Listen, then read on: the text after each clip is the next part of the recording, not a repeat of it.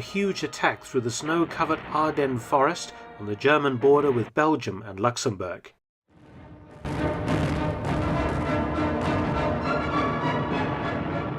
The massive attack fell on a very weakly held sector, the American front line, and came as a shock to the Allies, who thought that the Germans lacked the capabilities to launch any more offensives so late in the war. The aim of Hitler's offensive was to cross the Meuse River and capture the Allied supply port at Antwerp, cutting the American and British armies off from each other and from their supply base. But things didn't go quite as planned.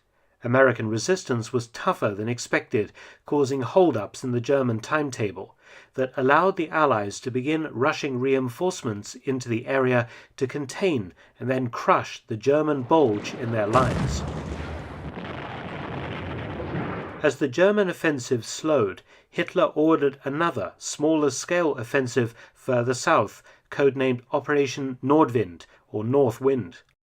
The goal of this attack was to break through the lines of the US 7th Army and French 1st Army in the upper Vosges Mountains and the Alsatian Plain and destroy them, then recapture the city of Strasbourg by the end of January 1945.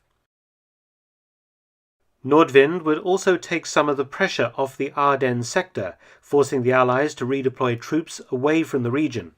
It was also planned that Nordwind would set the stage for Operation Zahnarzt or Dentist that would strike the rear of General Patton's US Third Army that was menacing the southern flank of the Ardennes offensive. Nordwind was launched on New Year's Eve 1944 by German Army Group G against a very thinly held 68-mile-long sector, the US front lines, against the understrength units, the US 7th Army. The fighting was again fierce, and by the 15th of January, 17 understrength German divisions were fully engaged. Some of the battles were the toughest ever fought between US and German soldiers, and the Germans made some gains. In appalling weather conditions, the Germans and Americans slogged it out in towns and villages.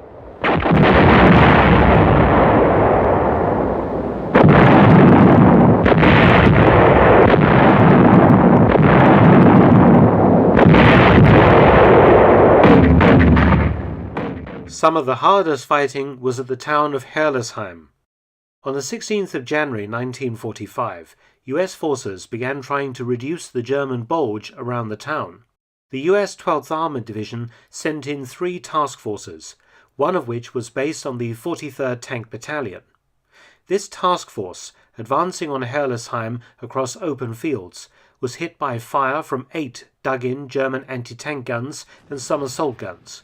The attack faltered with heavy losses, and the other 2 task forces were also repulsed by German small arms and mortar fire. The next day, the 12th Armored Division tried again. The US 17th Armored Infantry Battalion got into Herlesheim, but was fought to a standstill by ever-growing numbers of Germans from the 553rd Volksgrenadier Division, numbering ultimately around 1,500 troops. By this stage, the 43rd Tank Battalion had 29 Sherman tanks remaining, and with engineers acting as improvised infantry, they attempted to support the advance of the 17th Armoured Infantry Battalion, but in the heavy and confused combat failed to make contact. German Panzerfaust were very effective in picking off the American tanks. Heavy German reinforcements were also on the way. On the morning of the 17th of January, SS Sturmbannführer Tetsch and his Panther Battalion from the 10th SS Panzer Division Fronsberg set off from the nearby town of Offendorf for Herlesheim. But before reaching the town, US Shermans and anti-tank guns managed to knock out 4 Panthers and damage several more in foggy conditions. Tetsch's unit turned around and headed back to Offendorf. Battalion Adjutant SS Obersturmführer Bachmann took over 3rd Company, whose commander had been wounded in the fighting. Erwin Bachmann decided to reconnoitre the outskirts of Herlesheim. Bachmann rode into the town on a motorcycle sidecar combination. He and his driver drove forward until they reached a road junction, stopped and dismounted. Moving on foot, Bachmann went alone along the road on the right, covering about 50 meters to a bend. As he reached the bend, American machine gun fire opened up. Beating a hasty retreat, Bachmann ran back to where they had left the motorcycle and grabbed a Panzerfaust anti-tank launcher from the sidecar. During his one-man reconnaissance, he had seen several Sherman tanks. Bachmann now ordered his driver to get back to German lines and bring up a platoon of Panther tanks. 2 Panthers, under the command of SS Unterscharführer Mühlbratt, would approach the edge of the town while Bachmann was on his one-man mission inside Herlesheim. Bachmann edged his way into the town, armed with his Panzerfaust. He had a good view over the main street. 2 Shermans were sat in the street.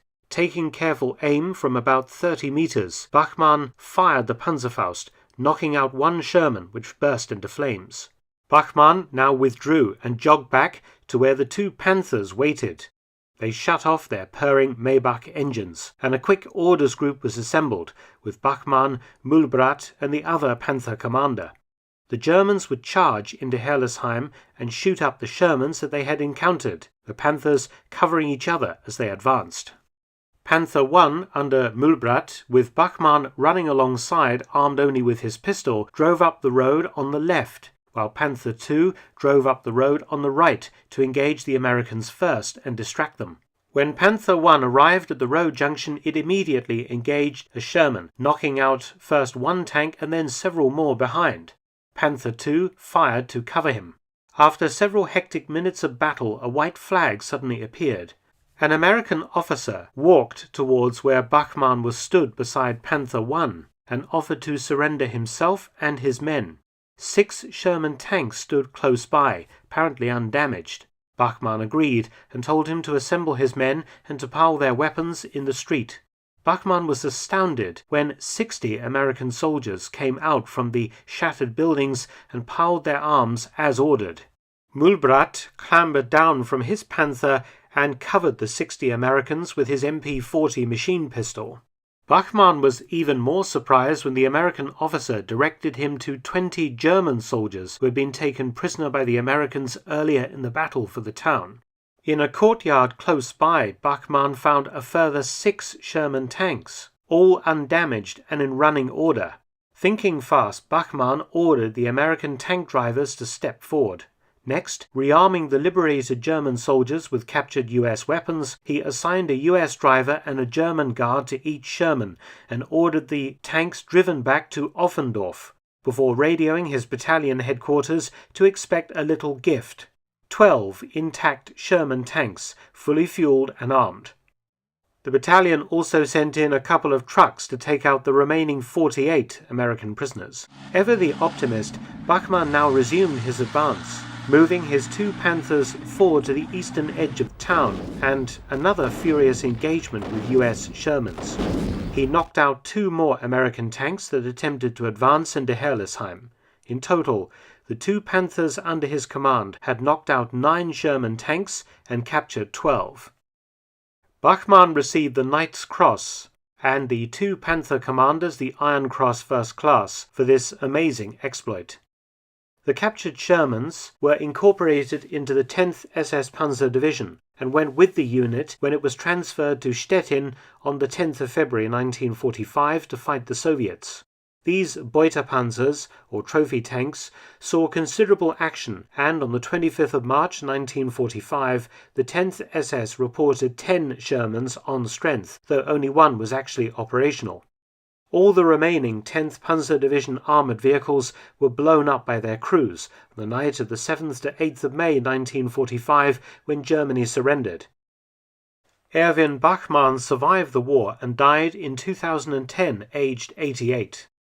As for Operation Nordwind, like the Ardennes offensive, it was doomed to failure, and on the 25th of January 1945, the offensive was halted as Hitler's attention was now fully focused on trying to stem the massive Red Army offensive towards Berlin.